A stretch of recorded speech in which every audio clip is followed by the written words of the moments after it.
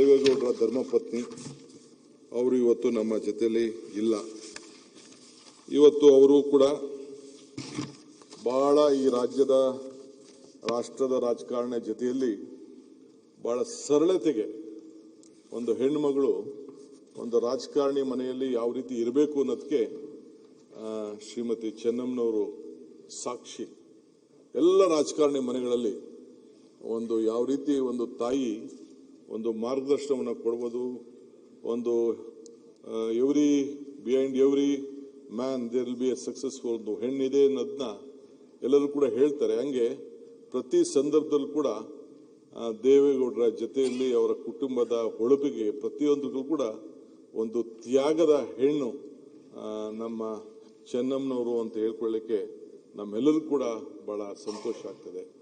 ನಾವು ಕೂಡ ನನಗೆ ಸರ್ಕಾರದ ಗೌರವ ಕೊಡಬೇಕು ಅಂದಾಗ ಬೇಕಾದಷ್ಟು ಚರ್ಚೆ ಬೇರೆ ಸ್ನೇಹಿತರಲ್ಲಿ ಅಧಿಕಾರಿಗಳಲ್ಲೆಲ್ಲ ಬಂತು. ಏಕೆಂದರೆ ಪ್ರೈಮ್ ಮಿನಿಸ್ಟರ್ ಹೆಂಡತಿಗೆ ಕೂಡ ತಾಯಿಗೆ ಕೂಡ ನಾವು ಕೊಡೋಕ್ಕಾಗಲಿಲ್ಲ ಅನ್ನೋದು ಕೂಡ ಬೇಕಾದಷ್ಟು ಚರ್ಚೆ ಬಂತು. ಆದರೆ ನಾನು ದಿಟ್ಟವಾದಂಥ ತೀರ್ಮಾನ ತೆಗೆದುಕೊಂಡು ನಮ್ಮ ಅಧಿಕಾರಿಗಳು ಹೇಳಿದೆ, ನಾವು ವಿವೇಕಾನಂದ ಹೇಳ್ತಾರೆ, be bold hearted when you are defeated, be large hearted when you are victorious ಅಂತ. ಹಂಗೆ ನಮಗೆ ಅಧಿಕಾರ ಇದ್ದಾಗ ಹೃದಯ ಶ್ರೀಮಂತಿಕೆಯನ್ನು ತೋರಿಸ್ಬೇಕು. ಅಧಿಕಾರ ಇದ್ದಾಗ ಅಂತ ದೊಡ್ಡ ಮಹಿಳೆ ತಾಯಿ ಅವರು ರಾಜ್ಯಕ್ಕೆ ಒಂದು ದೊಡ್ಡ ಮಕ್ಕಳನ್ನು ಕೂಡ ಕೊಟ್ಟಿದ್ದಾರೆ. ಅವರ ಒಂದು ದೊಡ್ಡ ಮಂತನವನ್ನು ಕಾಪಾಡಿಕೊಂಡು ಬಂದಿದ್ದಾರೆ. ಆ ಸರಳತೆಗೆ ನಾವು ಗೌರವವನ್ನು ಕೊಡಬೇಕಾದ್ದು ಒಂದು ಮಾದರಿಯಾದಂಥ ಒಂದು ಹೆಣ್ಮಗಳು.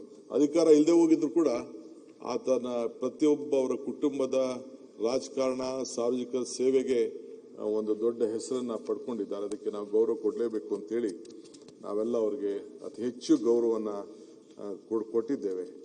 ಆ ತಾಯಿ ಆತ್ಮಕ್ಕೂ ಕೂಡ ಶಾಂತಿ ಸಿಗಲಿ. ಇವತ್ತು ನಾವೆಲ್ಲ ಕೂಡ ಈಗಾಗಲೇ ನಾನು ಹೇಳಿದ್ದೇನೆ, ಸಾವುಗಳಿಗೆ ಯಾರು ಕೇಳಿ ಬರುವುದಿಲ್ಲ.